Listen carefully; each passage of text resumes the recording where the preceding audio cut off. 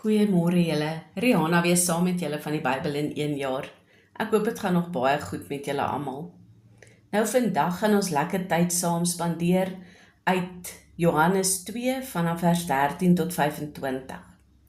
Nou in hierdie gedeelte sien ons Jesus soos min mense hom verwag het. Nie sagkens met kinders op sy skoot nie, maar met 'n sweep in sy hand. Nou, omdat die Paasfees van die Jode naby was Jerusalem oorvol van besoekers wat van ver af gereis het om te kom aanbid en hulle offers na die tempel te bring. Daar kon tot 2,25 miljoen Jode in die stad gewees het tydens die Paasfees.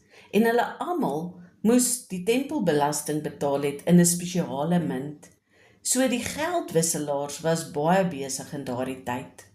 En so kom Jesus ook in Jerusalem aan vir die Paasfees en stap in die tempel in, die huis van sy Vader, en sien dat die voorhof verander het in 'n markplein. Mense verkoop diere, geldwisselaars maak wins uit aanbidders, en die plek wat bedoel was vir aanbidding en gebed, het 'n plek van handel geword. Die feit dat 'n mark daar gehou is, het 'n onvanpaste vermenging van heilige en wêreldse dinge veroorsaak. Nou alhoewel dit Jesus baie ontstel het hy nie in blinde woede gaan optree nie. Hy het eers daar eenkant gaan sit en toe 'n sweep van toue gemaak, 'n daad van beheerde vasberadenheid.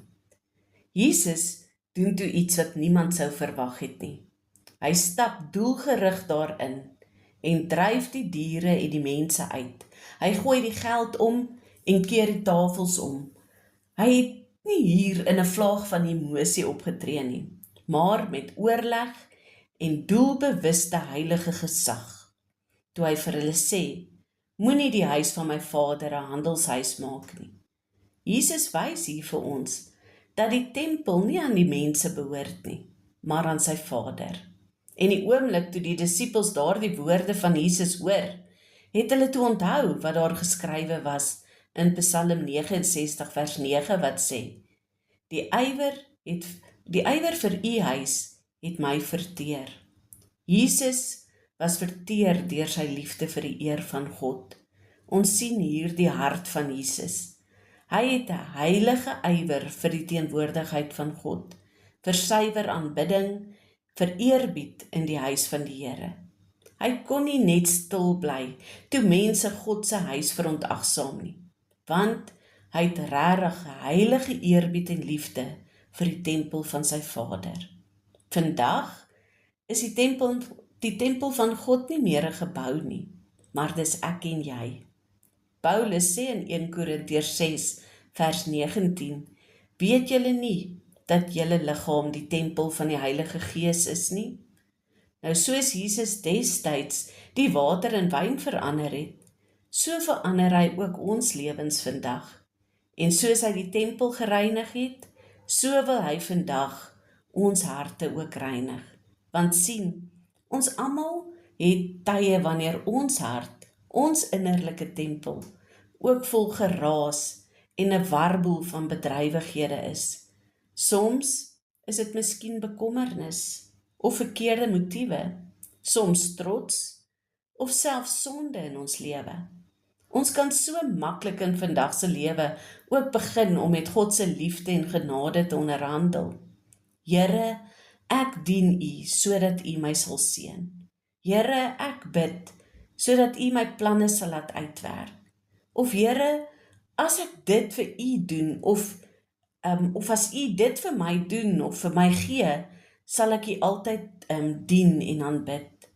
Maar julle, Jesus roep ons tot iets diepers. Nie om met God te onderhandel nie, maar om hom in gees en in waarheid te aanbid. Nie om vir onsself te leef nie, maar vir hom. En wanneer hy ons harte kom reinig, doen hy dit nie om ons te verneder nie, maar om ons vry te maak, sodat sy volkome vrede weer daar kan woon. In vers 18 en 19 vra die Joodse leiers hom, Watter teken kan u vir ons wys dat u hierdie dinge doen? En Jesus antwoord, breek hierdie tempel af en in 3 dae sal ek dit oprig. Nou hierdie leiers was so ontsteld met Jesus se woorde, want hulle het gedink hy praat van die gebou. Maar hy het eintlik hier gepraat van sy liggaam. Hy het geweet, die tyd gaan kom wanneer sy eie liggaam vernietig sou word aan die kruis. Maar op die 3de dag sou hy weer opstaan. Nou met daardie woorde bevestig Jesus net weer dat ware aanbidding nie meer in 'n gebou is nie, maar in 'n verhouding met hom. Nou aan die einde van hierdie hoofstuk lees ons, maar Jesus het hom aan niemand toevertrou nie, want hy het almal geken.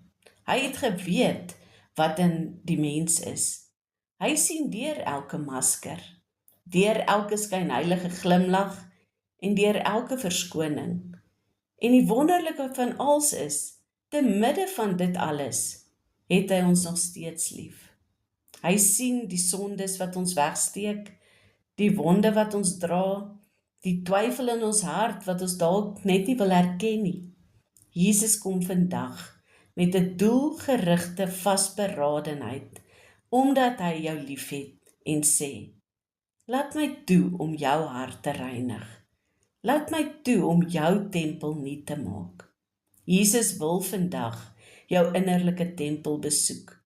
Hy wil die geraas stil maak, die verkeerde dinge uitdryf en die heilige vrede herstel wat jy dalk verloor het. Laat hom toe om die tafels van selfsug, onderhandeling en sonde te kom opkeer. Laat sy Gees jou vandag weer vul met liefde, eerbied en reinheid. Dan sal jou lewe en jou hart weer 'n heilige plek wees waar God graag wil woon, 'n tempel vol van aanbidding in sy teenwoordigheid. Julle moet 'n mooi en geseënde dag verder hê. Totsiens.